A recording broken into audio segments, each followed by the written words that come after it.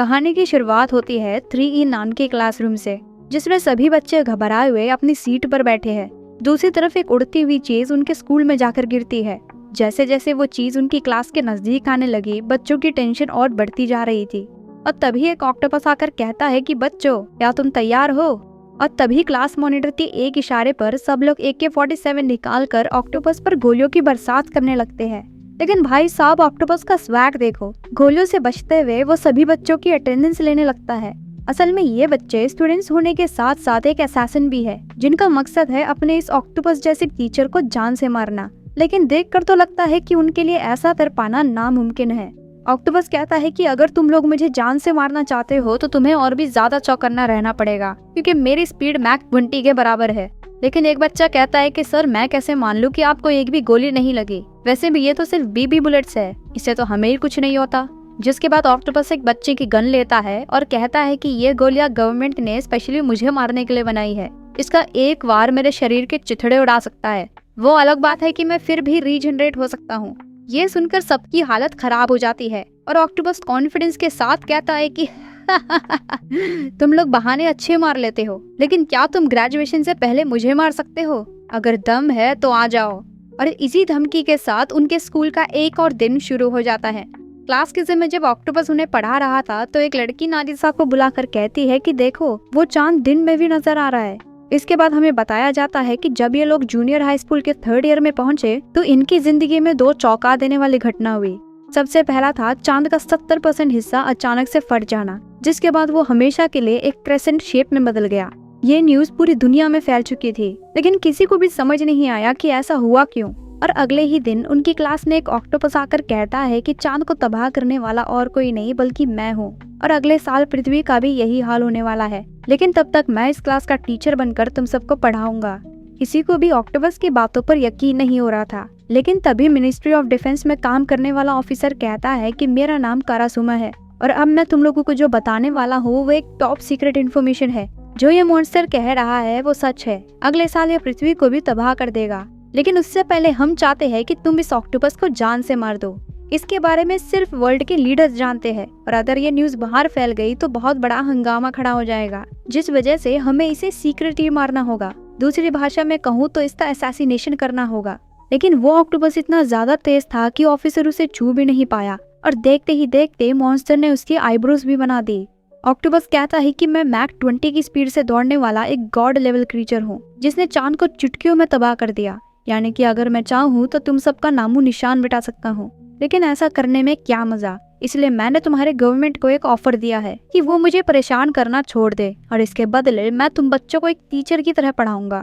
Officer कहता है कि इसकी बात मानने के हमारे पास 2 रीजंस थे। पहला कि अगर ये रोज स्कूल आएगा तो हम इस पर नजर रख पाएंगे, और दूसरा कि अगर ये तुम्हारा टीचर बन गया तो 30 लोगों को इसे क्लोज रेंज से मारने का मौका मिलेगा, यानी कि एक तीर से 2 निशाने।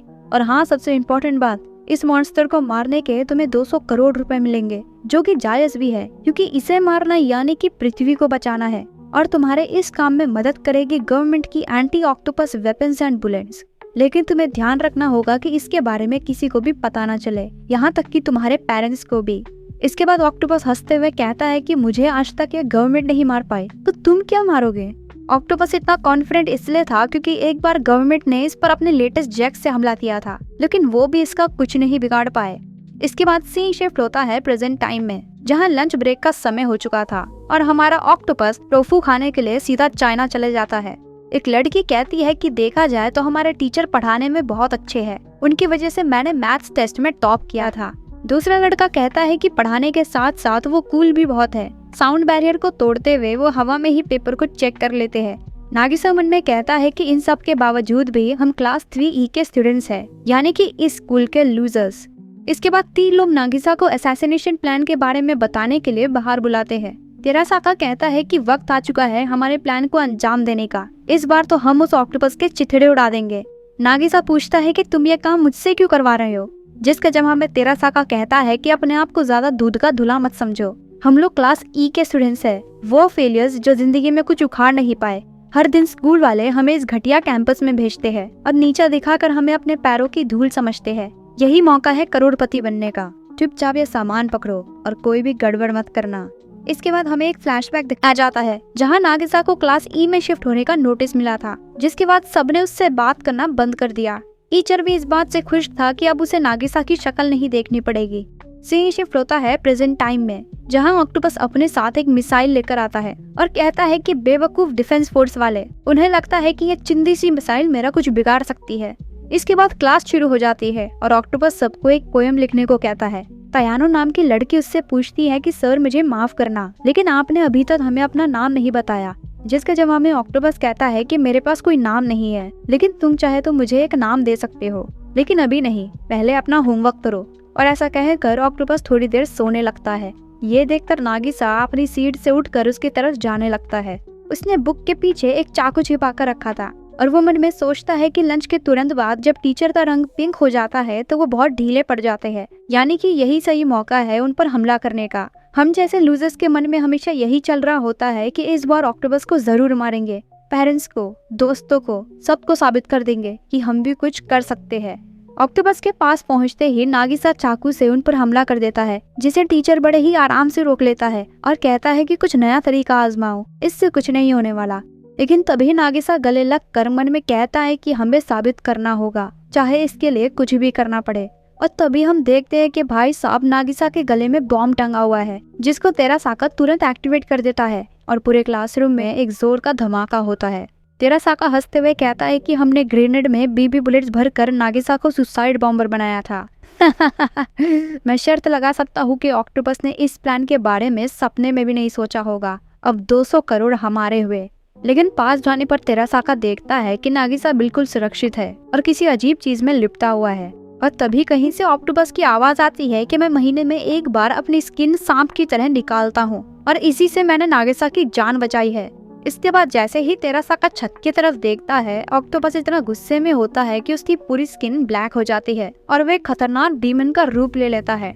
उसी पल ऑक्टोपस अपनी फुल स्पीड से उड़ते हुए सबके घर पर लगे हुए नेम प्लेट्स उठा कर ले आता है और कहता है कि मैंने सिर्फ तुम लोगों को नुकसान ना पहुंचाने की कसम खाई है, लेकिन अगली बार किसी ने भी ऐसा प्लान बनाया तो मैं तुम्हारे घर वाले, तुम्हारे दोस्त या फिर तुम्हारे अलावा पूरे प्लेनेट के लोगों को जान से मार दूंगा।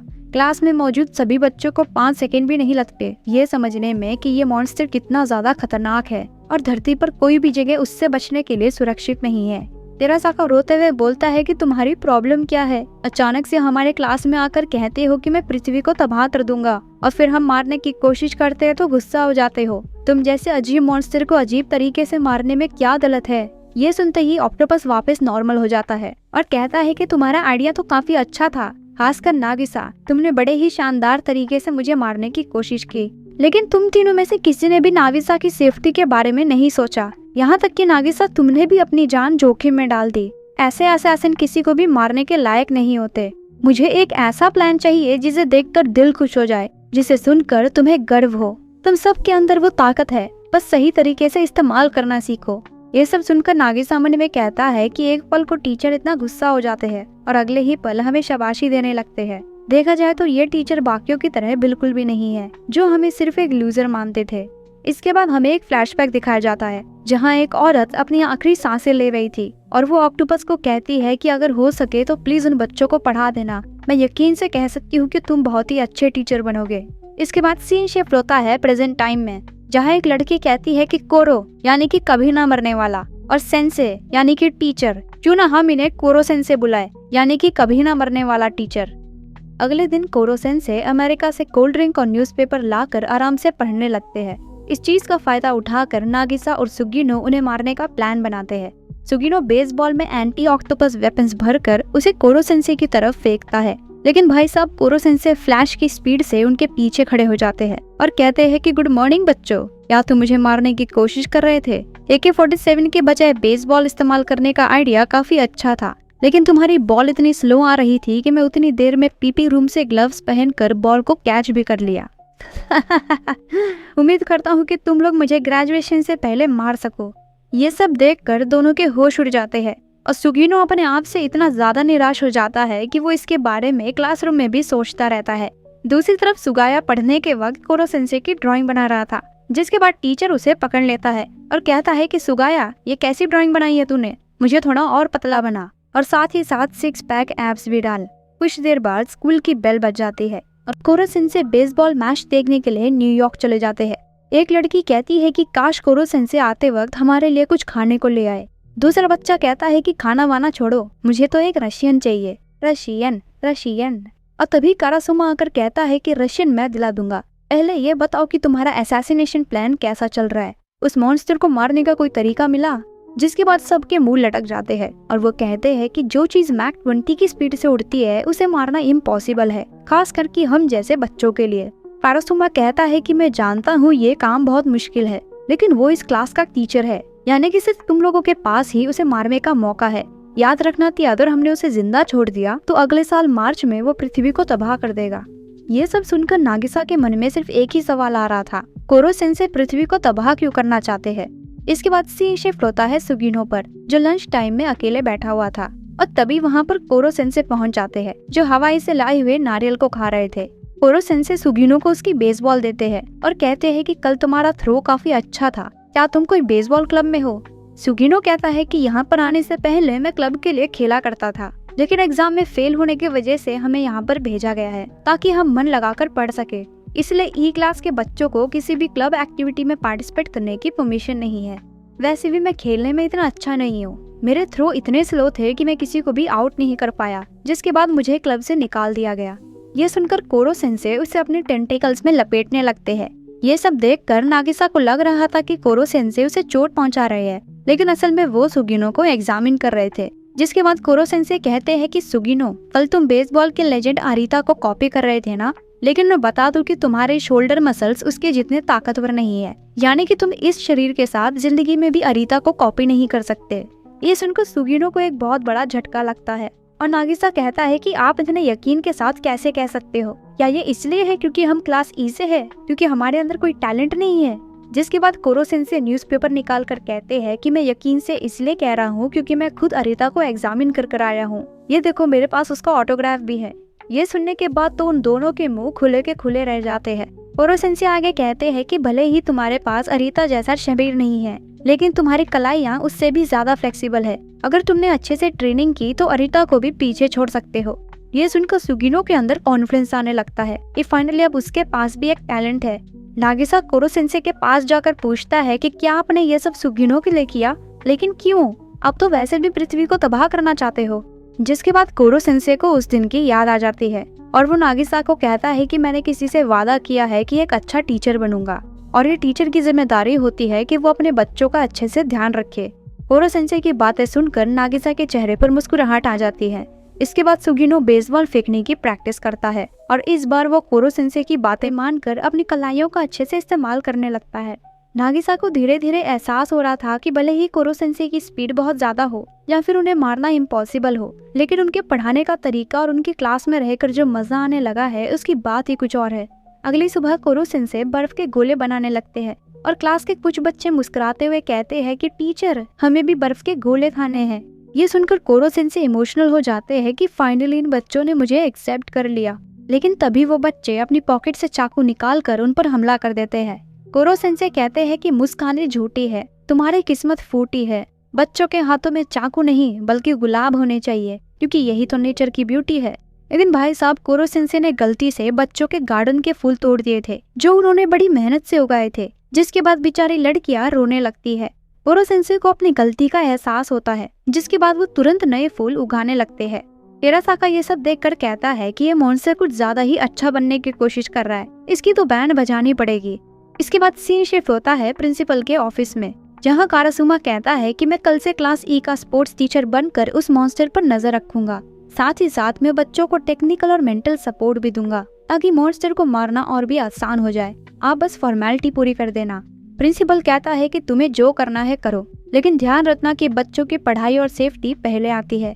जब कारासुमा वहाँ से जा रहा था तो दो बच्चे आपस में बातें करने लगते हैं कि भाई अगर तू इस टेस्ट में फेल हो गया तो सीधा क्लास ई में चला जाएगा। उनके कैंपस में खाना भी नहीं मिलता, ऊपर से टॉयलेट से भी बदबू आती है, वो जगह नरक से भी बदतर है। कारासुमा हमें बताता है कि स्कूल के इस सिस्टम की वजह से 90% बच्चे डर के मारे ज्यादा मेहनत करते हैं, जिसकी वजह से स्कूल की रैंकिंग नंबर 1 रहती है। इसके बाद कारासुमा क्लास ई के बच्चों से मिलने आता है, लेकिन उसे कहीं पर भी कोरो सेंसे नजर नहीं आते। जिसके बाद लड़की उसे बताती है कि कोरो सेंसे ने हमारे बगीचे के फूल तोड़ दिए थे, इसलिए अगला पार्ट बाद में बताऊंगी।